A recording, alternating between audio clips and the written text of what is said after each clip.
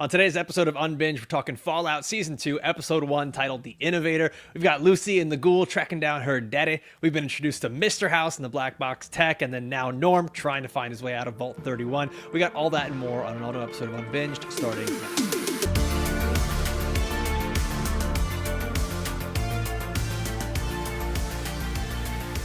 Welcome to Unbinged, the podcast where we break down the shows and movies you love to binge. I'm Alfredo Brown, joined as always, I've got Jagger May with me. We're going to be talking about Fallout Season 2, Episode 1. But first, let's get that spoiler warning. This is your one and only warning that we're about to spoil Fallout Season 2 and obviously Season 1. So, maybe not click this video.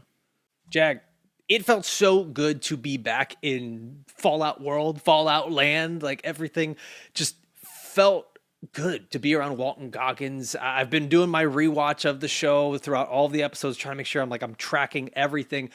But just being back around Lucy and the Ghoul, it felt good again, right? Like, am I crazy? No, dude, I had an amazing time rewatching. I'll be honest with you guys out here. We've done this pod. It looks like we've done it a lot less longer on YouTube than on the audio side. We've done this for well over a year now. Sometimes when we do these rewatches, it feels like work. This didn't feel like work. One, it's only one season, and Walton Goggins is just so fucking good. And this universe, every episode moves the plot. It moves the plot. A lot of times with doing this, we get all this filler, and we didn't have it this time. It's the and then writing, that you always talk about, like that the South Park guys have talked about, is and then. Not it doesn't, you don't have, like you said, the filler episodes. And my worry was that we got such a good season 1 that to me was surprising, because we don't typically get good video game adaptations for TV, for films, for anything like that. But then all of a sudden we get this Fallout show, this series. Season 1 was great. My worry was that this wasn't going to be very good in the second season, or they might let us down a little bit. Dude, 97% on Rotten Tomatoes. I'm already loving episode 1. I know you are too. Yeah, the big addition that I've already liked, and I love the way it's almost a hard cut. Like, I essentially timed it perfectly, where I watched the last episode, of season 1, ate dinner, came back and watched season 2. It didn't feel like you had the season break beyond just the just like the recap and everything. And I just want to point out Justin Theroux as the addition. We're eating good, folks, because I mean, I've been a fan since before The Leftovers, when he was just doing comedic stuff, but now with The Leftovers, and we haven't felt like seen him in a good role in a while. Him as Mr. House was amazing right off the bat. Just like being a rich piece of shit, who knew he could be so good at it? But that's what this show needs. That's what, when you have a Walton Goggins there, kind of like when we were watching White Lotus, you have Walton Goggins, then Sam Rockwell opposite of him. And you need someone that can kind of play off of the smarminess a little bit. And I think Justin Theroux's a perfect add to this, especially as Mr. House. I have not played the games, so let's just get that out of the way. I know there's going to be people in the comments. I have not played. Jag, have you played the games, Fallout? No, I have not played the games. I've wanted to play the games, but again, I'm old now. All I use is a Switch. There's not a Switch port, so I have not yet played it. But again, to give this show credit, I really fucking want to. So yeah. Yeah, I got it off the PlayStation Classics, where it was $4. It's just sitting there waiting for me to play. When I have time, I'll do it. But I already really like this character of Mr. House. I didn't need to play the video games to do it. And it's a brand new character that you get introduced to, and you just get sucked in by the magnetism here of Justin Theroux within seconds of him being on screen. The way he talks, the way he's interacting with characters, and you are now so just enamored by what's he doing with the black box tech. Let's talk about that, because it seems like it's your basic mind control.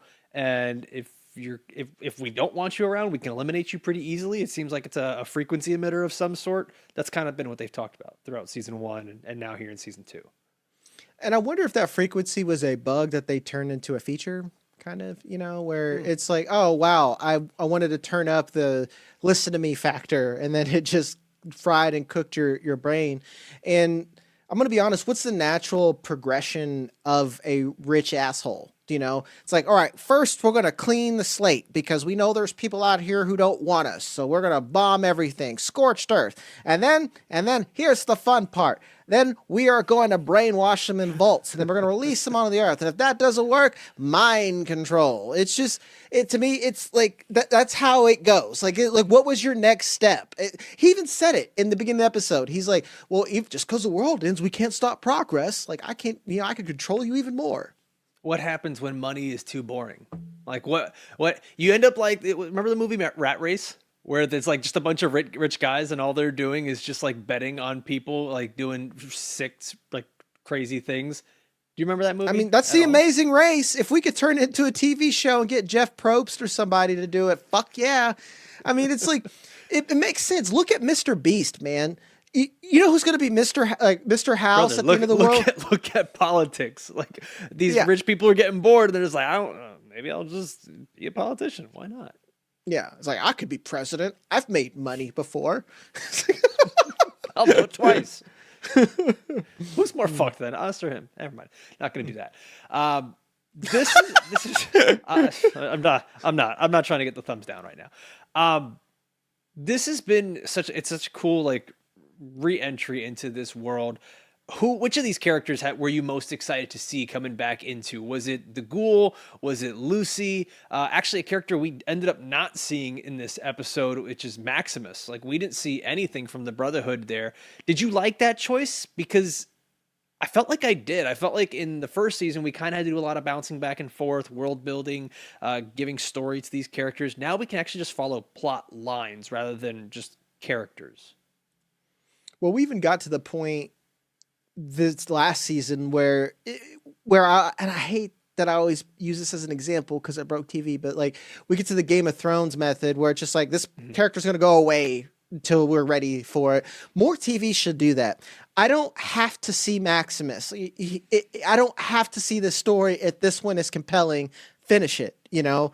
And that's what helps us move the plot forward is, you know, we're not doing something with Maximus just so people don't get confused and forget about him, you know? Like, and I credit to this. That's Lisa Joy and Jonathan Nolan. I know Jonathan Nolan is the lesser known brother of Christopher Nolan, but fun fact, he wrote a fuck ton of his movies. So yeah, I'm actually loving this choice so far of not having Maximus in there, being able to spend a lot more time with Walton Goggins, because you really didn't get that in season 1. And that's my answer too, with for my favorite. It's obviously Walton Goggins, guys. Yeah. You know. So. Yeah, I'll say this. I know in season 1, Ella Purnell, like, she won my heart. Like, for more than one reason. Like, even my wife was watching with me. She went, damn, she's pretty. And I'm like, I'm not falling for that trap. She certainly is in the TV show, babe. You're right. She's there on screen. Not She's one of the girls on TV. Yep. She is there. Mm-hmm. But yeah, man, it's Walton Goggins. Like, he's the star of this show. I'm going to be real. It does feel a little Pedro Pascal-y for Last of Us, where you've got this character who is maybe almost always knocking on death's door as the Ghoul, and you love Walton Goggins. And I actually got into this with someone today on Threads where I said, I don't know that the Ghoul makes it out of this season. And this person said that would be the biggest mistake, like, just possible. And I agree. I don't think that I want to lose the Ghoul and Walton Goggins, but the character feels like it fits that archetype. The gruff, what do we want to call it? Kind of lone wolf and cub situation here. It feels very Last of Us. Not only that, it's how far can his story go when he has such a singular focus. Mm-hmm. And the cool thing about the Ghoul is he's this show's history starting from before the war. He's literally married to one of the people who set up all these things in motion. And then he's the oldest Ghoul of all time. And then I get what you're saying about Pedro Pascal just being a sad man who kills people. And then this heart of gold that you trek across the country where he's different. And I thought of this. I felt like a little kid. He's just a fucking badass, man. Mm-hmm. You think about his history. He fought in a war. Or real ass war. Actually, let's go all the way back. They do a really good job at giving you character exposition through like normal dialogue, not info dumps. But he was a clear old school cowboy, like probably grew up on a farm on a ranch, became a soldier. Obviously, he's probably fucking good at killing. Then he becomes a real show cowboy because he's a fucking marksman. And then he gets nuked and turned into wherever a fucking ghoul. We don't even see that happen yet. And becomes a 250-year fucking killer or something like that. I love Pedro Pascal. I love The Last of Us, but I'm sorry, he could never. He could never. I feel like that was every guy in that era. It's like, not only did he work here in the factory, but he also fought overseas, came back here, played in the National Football League for the Dallas Cowboys. And then like they just did everything back then. There was like 3 different jobs they had. So like he was what? He was an actor, soldier, cowboy. Yeah. Just insane. Yeah. Absolutely insane. Like he had a Slumdog Millionaire life experiences just to be the ultimate fucking wasteland killer. It's like if Wasteland happens to me, I'm like, do you guys need a video editor? He's like, So like that's why I do think this character's so important right now, because he is the connective tissue to everything that happened in the past. But I think that like once we get enough of those answers of what happened in the past, what happened with his wife and daughter and all that, I actually do think the character becomes expendable. Do I want more Walton Goggins? Hell yeah. But this character can become expendable. I also don't see this as one of these shows, Jag, that has to last 5, 6, 7 seasons. Like this to me feels like a very tight 3-season type of show, maybe 4, because I wonder how long you can just keep pulling. I understand you could do the post-apocalyptic thing forever, right? And there's tons of games and tons of stories. I don't know how long we want that to actually run as a show. no, it's just that shit's for network TV. Go send that shit to CBS, because especially if you look at what Amazon's done, I don't think they've had a show go longer than 5 seasons. Marvelous Miss Maisel was like one of their top shows, was only 4 or 5 seasons.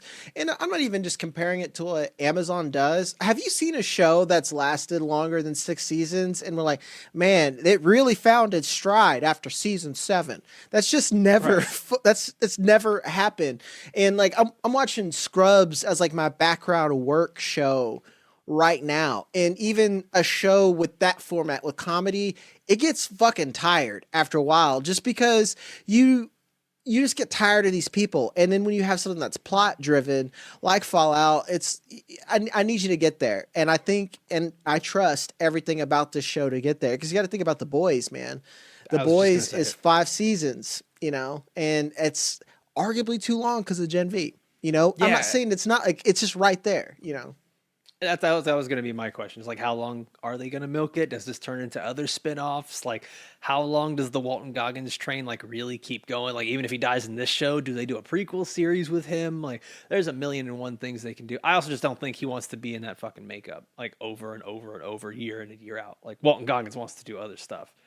We're going to talk about some more things here, but before we do that, Jag, I want to remind everybody here that we've got a bunch of ways you can enjoy this show. First, it's going to be right here on YouTube. So if you're watching this, please take a second to like this video, hype this video. It is so important for us as independent creators to keep growing. So once you like this video on your mobile device, immediately the hype button will show up. You press that again, leave a comment down below with your thoughts on this first episode of Fallout. But we're not just watching Fallout. We've got a bunch of other shows that we're watching as well. We've got Pluribus that's coming out every Thursday, Fallout every Wednesday, Stranger Things, the next one's going to be on Christmas Day. I know that's going to be wild. And then The Pit coming in January. That's going to be starting January 8th. That's going to be our new Thursday show when we get into the new year. So please make sure you're leaving your comments, you're subscribing to the channel, and then if you are listening on Apple or Spotify, leaving a 5-star review makes such a big difference for us as independent content creators. It allows us to grow this podcast and to reach more ears. So thank you guys. Seriously, that's going to be such a big help for us. Now, Jag, we go back into this series here. I know we can talk about, Walton Goggins and the Ghoul all day. The Lucy and Hank McLean, how long can that story kind of keep going for you, where she's chasing him down and this whole thing? Because I know it hasn't been a long story, but I can feel myself that if we're going to keep doing the chasing thing every single episode, that will get old for me. I mean, it's funny that you have that question, because I'm having such a good time I didn't even go there. And I'm not saying I wouldn't have gotten there, because you are right. this feels like True Detective for me.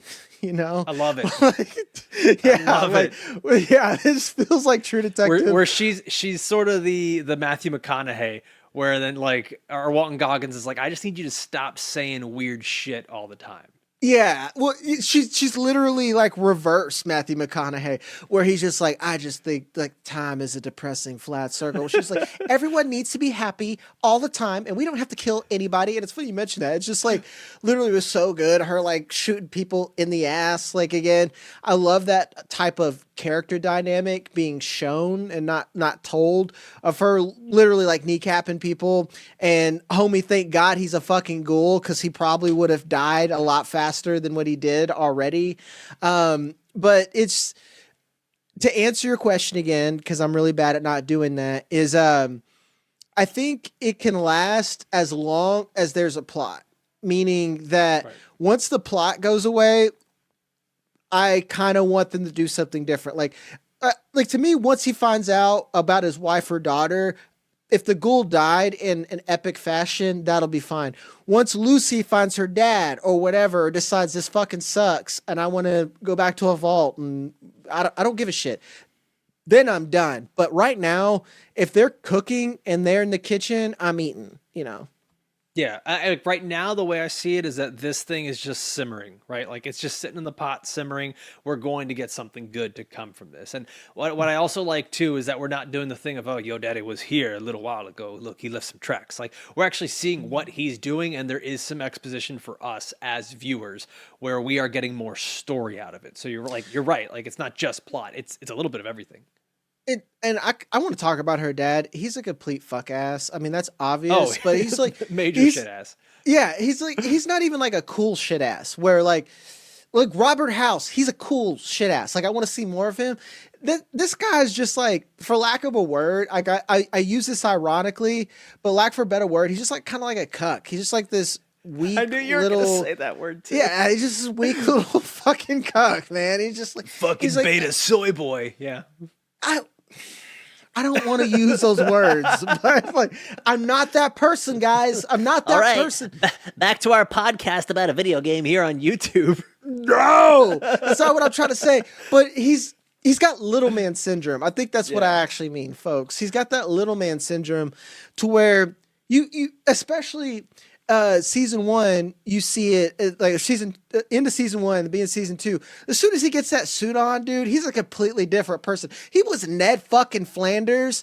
Even in that goddamn cage, he puts a suit on. He's like, Lucy, you better listen to me. Like, stomping on people, could be in a complete shit ass. Fuck that guy. Sorry, guys. I just had to get that off my chest. You nailed that. It's the little man syndrome. Because like you rewatching it, I'm remembering now. Like he wasn't always this big, powerful person. Like he was an executive assistant, and you see that on his cryopod when his son is being told by Bud, "Hey, just get in there. It'll be nice and easy for you." And you see his title in there, executive assistant. Like he was just the person that was getting waters and coffees and donuts for the people that were actually making the decisions. And then he happened to get just a modicum of power here in this situation. He gets that and he just starts making all of the worst fucking decisions possible. So yeah, like you pointing that out as little man syndrome, 100%. Oh, and on top of that, he was even a fan of Cooper. I can't remember what's his last name. Cooper Howard.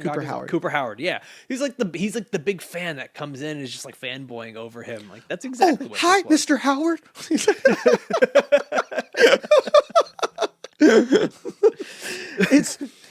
But to be fair, like I'll give him credit, and by giving him credit, I'll say that his job is more difficult than what we're saying as executive assistant. It's obvious he's a corporate spy, right? That's no knock on anyone. Like my wife worked as an executive assistant and worked her way all the way up. Like I'm not trying to shit on people. Somewhere is what we're saying, but he's the executive assistant that like as soon as like his boss leaves the room and there's some underlings, he acts like their boss. You know, like you've ever seen that secretary that like treats you like they're your boss? Like, no, we work for the same fucking person. You just like get his coffee, you know, and like know who he's cheating on his wife with.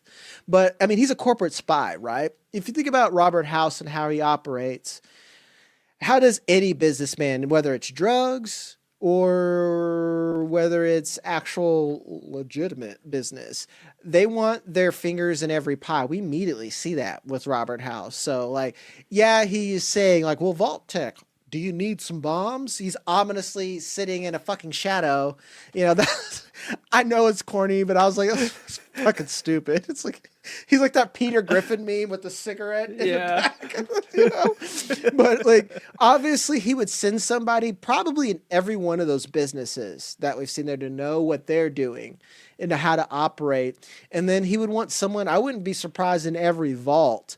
So I kind of wonder how much Hank was conning everybody and for how long. Because if he's willing to just murk his wife, quite literally, just like boop, like yeet her into existence. And when I say yeet her, I mean she was a fucking ghoul, man. That's some dark shit. Maybe he's not quite the again, I'm sorry for using this word, the cuck that I said he was. Well, you know what this does this season, getting introduced to Robert House, like this actually, and I know what Hank is supposed to be, but this gives us an actual villain. Going back and rewatching season 1, we didn't have like a true strong opposing force. We were just kind of like, okay, our ghoul is the anti-hero. Maybe he's supposed to be our villain. Then you've got what's our female character's name from season Lucy. 1? No, not our main. Not I almost want to call not Voldemort. Shit, what was her name? Moldaver. Oh, Moldaver. Okay. Yeah, you got Moldaver that you. Voldemort. Fucking hell, man. I can see how you got there. Like you're led to believe that's your villain. And it's like you don't really know, but like now you have someone that you can walk into every episode hating and loving to hate. And like that's we go back to Game of Thrones. That's when we were really falling in love with that show. And we're like, man, this motherfucker Joffrey, he's gonna get it, and I can't wait. And I'm gonna be there, and it's gonna be so good. And it's like that's what I'm excited about with Robert House. Is like we've got a villain that we can love to hate at this moment. Yes. Yeah, that's a good point because it's a lot easier to say like fuck this nigga than just be like corporations, capitalism, damn you, because that's kind of like what we were doing. I can only shake my fist at so many allegories over and over until exactly I need someone. Exactly. Like I need a spot to point my fuck yous and not just to, my various shopping apps, Yeah. All right. So we've touched on all the major characters from this episode. We've got like 3 different storylines now going on in our 3 different vaults. Well, technically there's the 4th vault, Vault 24, but our Vault 31, 32, and 33. In Vault 31, we've got Norm in there. Lucy's brother, who is trapped in there with Bud, which rewatching again, that was a fun reveal at the end of season 1. But he's trapped in there with Bud, and it's being told by Betty that he is in a leadership exchange program. So obviously, like we've already known that she's in on it, but like the intention here is he is never getting out. They're going to starve him out. By the end of this episode, he decides he's just going to unthaw everyone. I guess it's what's the old saying? It's like whatever. When you remove all of the wrong answers, whatever answer remains like has to be it. And I think he just kind of removed all of the options he didn't have, and that was the only option he had left. It was do that or die. So he's like, all right, bet. I'm just going to unthaw everybody. Yeah, it's like a chaos move, Mm-hmm. It's funny that you went through that thought process, man, because like within writing, I'm like writing a scene like this similar. And I'm like, I've written myself like, it's like I've only 20 pages in and I've already fucking George R. Martin myself, You're just like what's the only thing that I can do? And you're right. You're just like, I got to create chaos, Sorry, I'm just laughing. You get to like page 20, you're like, and then she fucks her brother. All right, now she's going to go crazy and kill everyone. Yeah, like I'm picking my writer house. It's like, do I want to be George R. R. Martin? It's like, brother, fucking, and I never finish. Or Stephen King, we're gonna get weird. Everyone's evil. Kid, fucking. There's a space turtle. Yeah. Shout out to my nigga Maturin. Turtle power. He's an OG Ninja Turtle. So obviously, I think like right now it appears on the surface, or that Vault 31 is probably our most important storyline amongst these vaults. But I really want to know what's going on at these other two between Betty and I really got to get better with the names. Blonde Nick Fury, who's running Vault 32, and make him FYI, this homie, is what take he care. wrote in the show sheet. He says Yeah. Chet and blonde Nick Fury. Yeah. And you know what? Why would I love this Google her so name? much. I've had multiple opportunities to Google it, and I haven't. So, it's like, she's blonde Nick Fury now. I mean, it's a gangster move when he's just It like, is. she's like, I need you to take care of the baby. And he's like, that's not my baby. And, everyone's calling him Chet Jr. She's like, that's a great name. Let's go with that. All right, get out of my office. So that's a baller move. Weirdly into it. I don't know why Chet isn't. No, I was kidding. She's like, are we having an argument? Like, this is Jagger, like, low on key the fuck- submissive. Nah. No? No. It's the kombucha girl meme. You're like, no. As long as the eye patch stays on. You see that? I saw in the preview at the end of it. I'm like, ooh, that's not hot anymore. No. So, I mean, how deep do you think this goes here? Where I know like Betty, which I love, it's Blind Al from Deadpool, who is the overseer. Like that's not lost on me. It's hilarious irony. But like, what's going on here? Is she just continuing to carry out Hank's plan? Like, how deep does this go? It does seem like she's probably just been part of this the whole time. Yeah, she had to be. She's from Vault 31. So it's just Right. like, shout out to Vault. They have a very diverse upper management. Good for them. Dude, going back to season 1 and seeing the Asian guy, it's being like, we're just gonna put illegal immigrants into these things. I was like, damn, dude. Like, Jonathan Nolan plot that. He's just like, you can't say this. It's like, you can say this. She won't.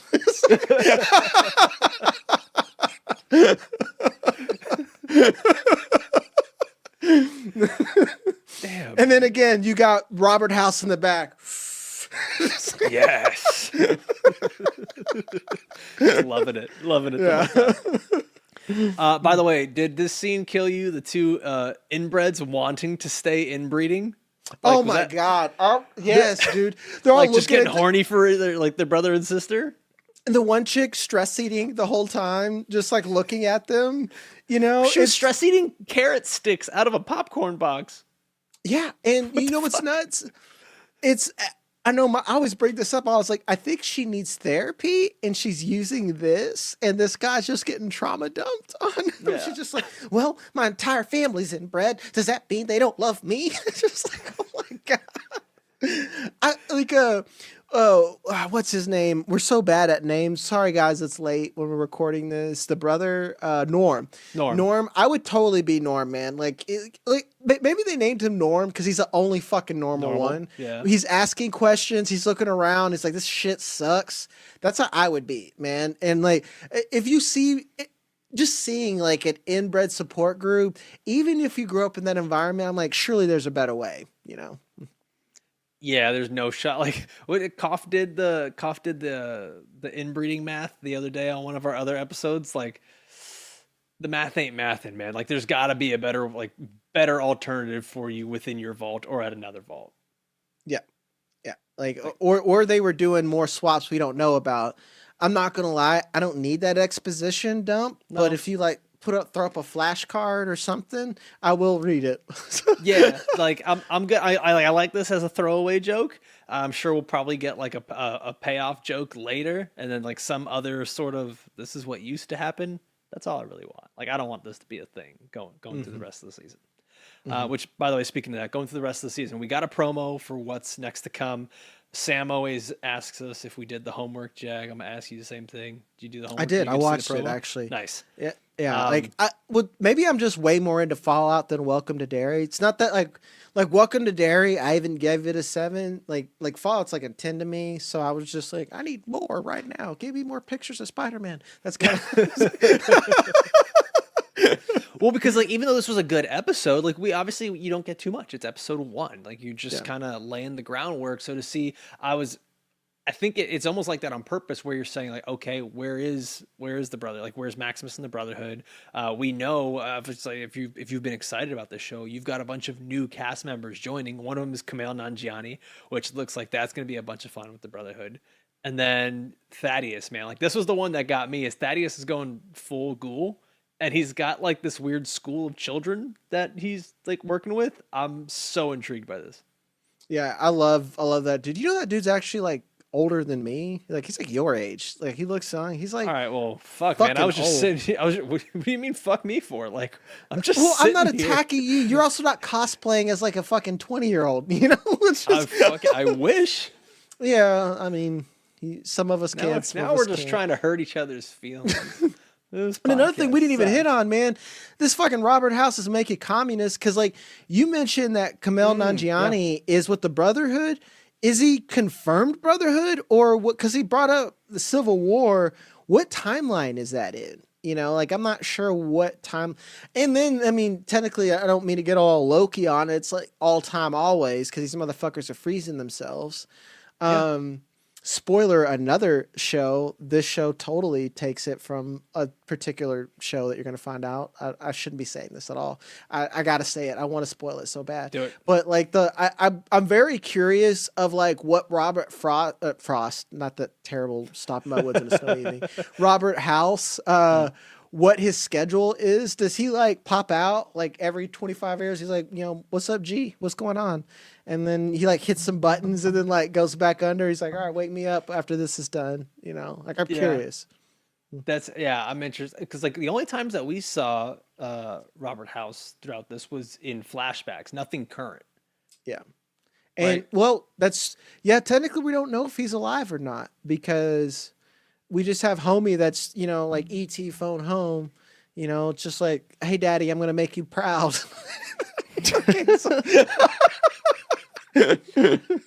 So I gotta say, there's a character that I don't know much about, and I think it's supposed to be his name is Caesar, and it's gonna be played by Macaulay Culkin. I'm just like for the nostalgia's sake, I hope he nails this. Like I He's want in to the see Brendan Fraser category. I just want to watch him. Yeah, I want to see him win at life. Like he already married Brenda Song. That's a big dub. Like, Should have been me. Should have been. You got away with this.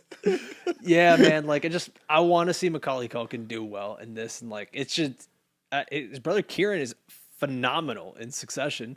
I'm excited about his character coming in, and like from what I've heard, his character is supposed to be like pretty wild as well. Yeah. And it kind of sets up what, and I saw the thread where you talked about stuff where we have people who can carry the weight of any of our main characters leaving. Let's put it this way. Maximus, he's just happy to be there in the big three, you know, like he's definitely the Chris Bosch out of like Ella Purnell and Walton Goggins, Yeah. you know, but like I mean, he's at this point, he's the Udonis Haslam now. Like he's just there on the bench. the dumbest motherfucker on the planet. Just go Maximus, back to not like, Udonis Haslam. I don't yeah, want those exactly. comments. Yeah, not Udo. I love Udo, but it's just like the fact that he's just like sometimes something weird happens when swells were big that explodes. I don't know that happens to some people. That It's like, seems wild. It's like they taught y'all Bible verses before how your penis works. What? It's like- anyway, he can go away, is what I'm saying. And then we Yeah. got these other powerhouses that can kind of fit right in and carry the show. Not that the actor is bad. It's just like the character itself lacks so much personality that it's just you kind of just enjoy the little quips and like how almost adolescent he is, but then like it kind of wears thin. So like to have these new characters come in with so much personality, I think that's going to be a lot of fun. This is going to be a good season, man. I'm excited for it. We're going to be back again next week. This episode of Fallout came out a little bit earlier, so we're able to watch this and record this on Tuesday night. But in the future, these episodes, we're going to be doing them Wednesday mornings for you guys. So make sure you go and you check out the YouTube page every Wednesday, and make sure you are subscribed to Unbinged. As always, I want to thank everybody for watching or listening all the way through. For myself, for Jag, we'll see you next time. Adios.